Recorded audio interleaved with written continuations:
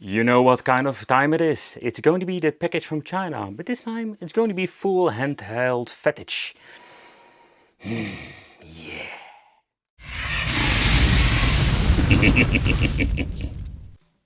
Hey, welcome back to the channel. It's awesome that you're tuning in. In today's video, we are going to take a close look at some devices I think that can be very interesting. However, you need to take consideration when you're actually getting one of these devices.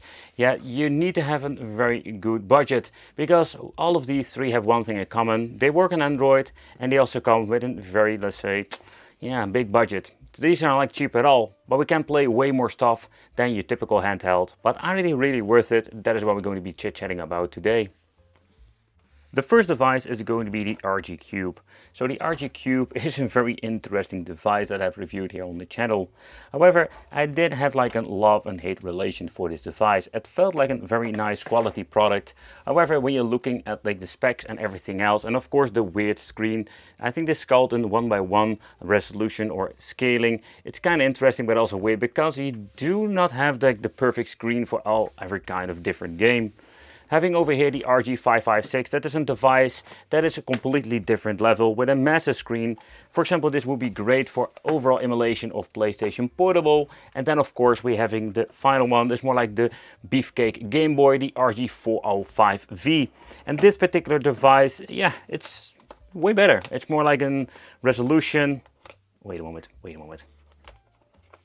Okay, this is going to be a way better resolution display when it comes to playing some, let's say, retro games. Think about PlayStation, Dreamcast and many other. I want to put the focus on actually three devices. I already mentioned before, these have all Android. Okay, so all of the three are just amazing in their own way. However, you need to have like a budget between like 150 all the way up to 1200 plus. And take consideration with these prices, sometimes you're having some of the devices in the sale, getting them for such a better overall price. So, but all of them have like a huge positive, but also a negative thing, like everything in life. But when it comes to the quality, and particularly when it comes to playing the games, all of them will have absolutely great features. But you can just see they were going to be booting up in the menu with the Anbernic launcher. So where these things are kind of on like say plug and play situation, you need to also take consideration if you're getting into, let's say, some different configuration method like the Android, you can do a lot of setup over here. What is kind of cool, and I think is one of those, let's say, very cool, convenient things. If you're having each of these devices going to the Android, and I did it in the 556 review, you have all kinds of options. Yeah, okay, you have emulators, but we can most play these things on, let's say, cheaper devices. So if you want to play some Super NES, yeah, I think this is something you shouldn't even consider picking up. But for example, if you want to play games like Street of Rage 4 through the Android system, this is going to be absolutely epic. And I think it's one of those extra features if you're going to be actually using this. So the first question you need to ask yourself, is it really worth it getting this for the Android part? And if you don't really understand what's going on with the Android part or don't care about it, yeah, you shouldn't even consider getting a device like this, because I think this is one of those extra appealing parts to it. So when it comes to these devices, they all have like the positive and the negative sides already mentioned before. For example, when it comes to playing some old school games like PlayStation 1, this thick boy is absolutely amazing. But the overall quality of the audio, this is one of those things that's just completely another level when you're looking at these devices or cheaper ones like $60, $70 ones. However, also depending what kind of games you want to play. If you want to play some PlayStation Portable, this can be a very cool device. It's super comfortable, it's a little bit bigger than your typical device. Active cooling on most of these devices, but you can already hear maybe the audio on this is just amazing, and the way how they placed it, the comfortability, and yeah, we can just play all kinds of cool things. But let's get into some overviews of the device, but let's start off with this thick boy. Specification wise, it looks pretty damn cool with the Unisoc Tiger T618. That's a 64-bit octa-core. Nevertheless, we're going to get ourselves the Mali G52 running on 850 MHz like a GPU, 4GB of LPDDR4, and then Android 12 with built-in software front end.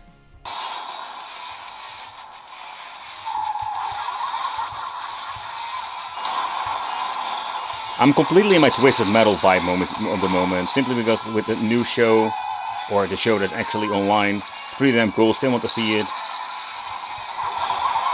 But so much fun. Next up, let's try some N64, one of those systems I wanted to see getting run perfectly, let's say, supported and running great on the device like this. But of course it's going to be a mixed performance, but just wanted to check out some Zero. So when it comes to the overall performance, I think it's going to be a mixed performance, resolution up, so it will run in original native resolution. That's a little bit of a bummer because I think this device maybe had the option of doing a little bit of an upscaling. Not that it really matters because it's still a tiny display. It looks just great this way.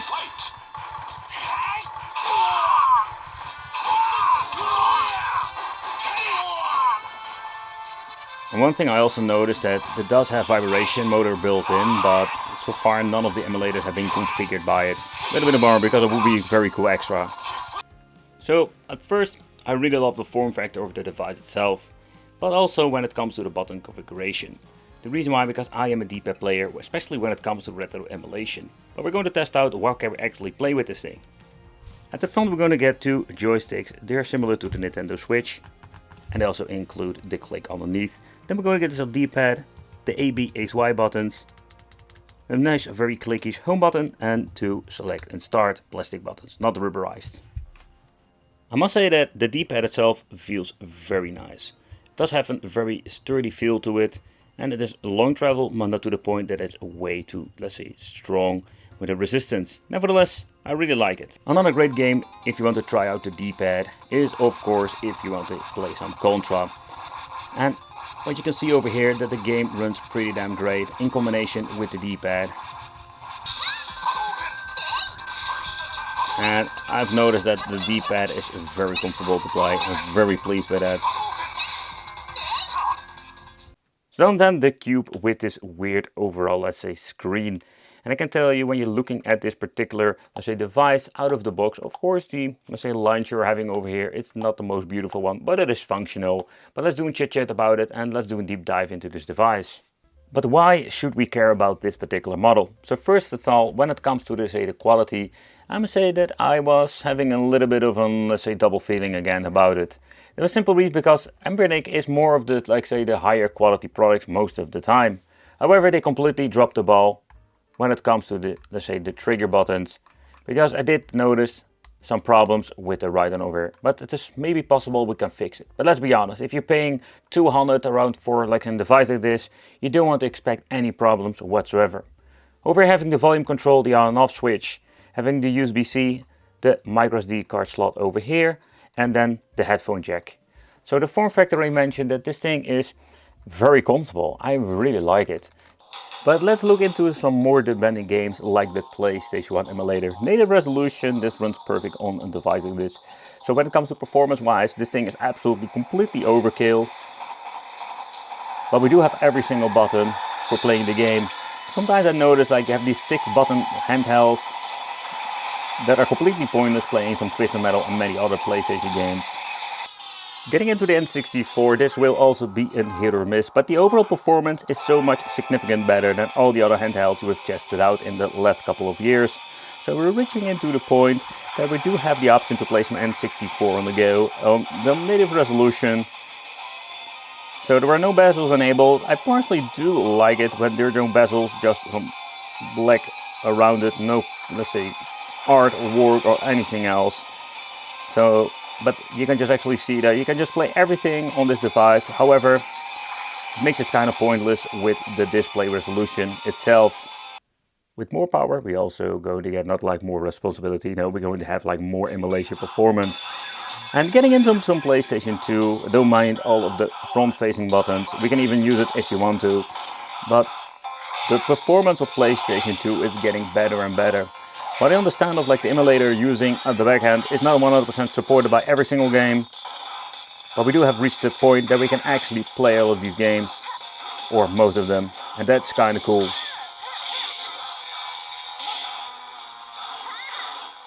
There is a lot to talk about and a lot to test on this particular device. The downside to this is if you're going to be playing some games, you're having this weird stretch situation or having black bars in certain places because of the aspect ratio. So where the cube is not my favorite, it's a very comfortable device. So next up, So we haven't tested both of these, but let's take a close look at this bad boy, because this is another level. And already mentioned, you can even play some Street of Rage, one of my favorite games, also to play on Android.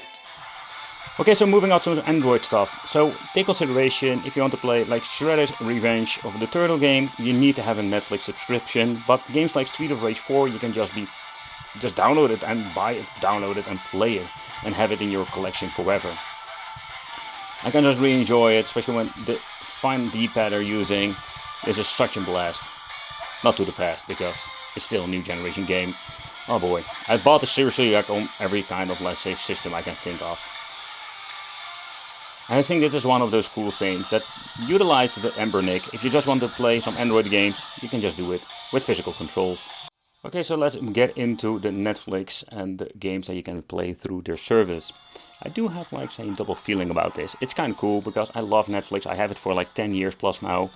But there is downside. So if you have no Netflix, you cannot play these games. I'm more like a fan of buying the games that I really want to own, or actually like having the possibility to install it on every single system I want to.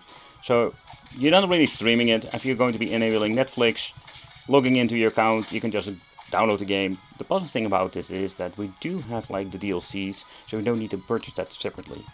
But again, it all has like the positive and the negatives. So with the fast-paced releases of different handhelds, there's always the questions like, let's say, how's the quality of this? And I can tell you, where you're paying like over $200 freaking dollars, yeah, you can expect you get something pretty good, or most of the time. So first of all, when it comes like to the D-pad and the joysticks, everything feels like a nice quality product. Okay, so the feel of the D-pad, how about that? Because this is one of those things they completely mess up. Not particularly Emulation, but in general when it comes to different companies. So let's zoom in and give you like a quick look. So first of all, when it comes to the feel, it has like a very nice resistance.